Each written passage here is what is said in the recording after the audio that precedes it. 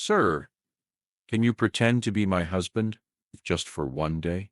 The white woman whispered to the black man. He blinked, confused.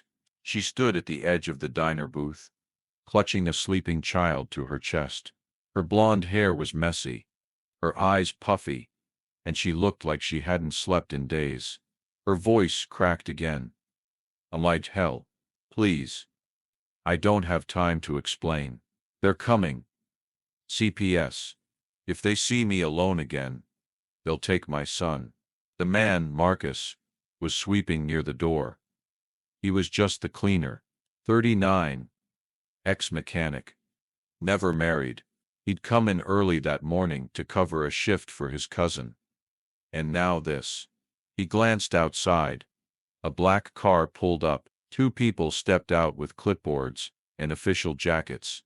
He made a choice. All right, he said. Let's sit down. Quick. They slid into the booth. She placed the child beside her, who whimpered softly but didn't wake. When the social workers entered, they looked surprised to see her with someone. Miss Jennings? The woman asked. Yes, she said quickly. This is my husband Marcus. Marcus gave a polite nod. Morning. The questions came fast. Where do you live?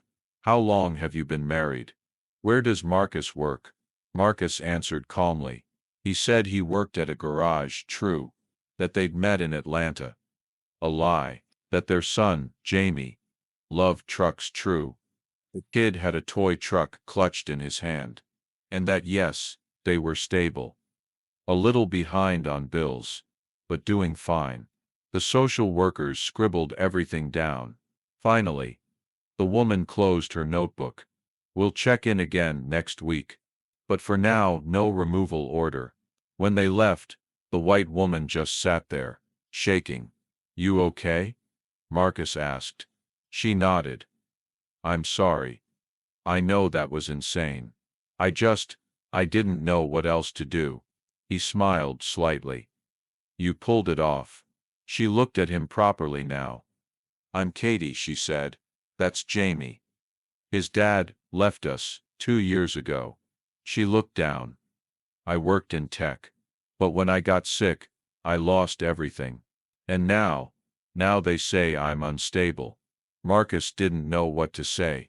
He'd never seen someone so scared, yet so determined to protect her child. Katie hesitated. Can I buy you breakfast? They talked over pancakes. She told him about the motel she lived in. How every day felt like a countdown to losing Jamie. Marcus told her about his brother who died in prison. And how he'd promised himself he'd never turn away from someone in trouble again. When she left, she hugged him. You saved me today.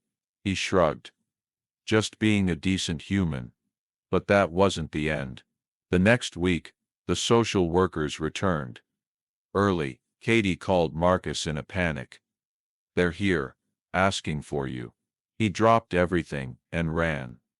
This time, they had more questions. They'd pulled records. There was no marriage license. No shared address. Mr. Marcus, are you really the child's father? Before he could answer, Jamie, the little boy, climbed onto his lap. He's my daddy, he said. He's nice. The room fell silent. Katie's voice shook. He's not his biological dad, but he's more of a father than anyone else ever was. Marcus looked at her. And then at Jamie. I'll be whatever he needs, he said softly. Even if it means doing things I never planned. The caseworker studied them both for a long moment. And wrote something in her file. Later that night, after the storm passed, Marcus sat on the motel steps beside Katie. You didn't have to come, she said. I did, he replied. I couldn't let them take him. Not like they took my brother's kid. Katie looked at him. Then took his hand. We've been pretending. But maybe this is the most real thing I've had in years.